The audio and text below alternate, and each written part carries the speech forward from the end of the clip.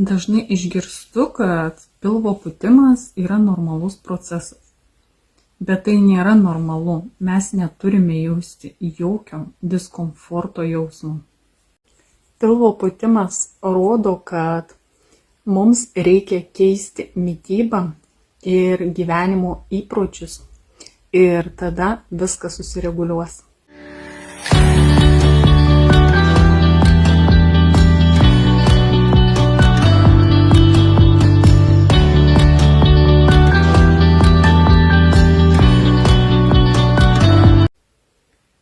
Bet ką daryti, kai kankina pilvo pūtimas?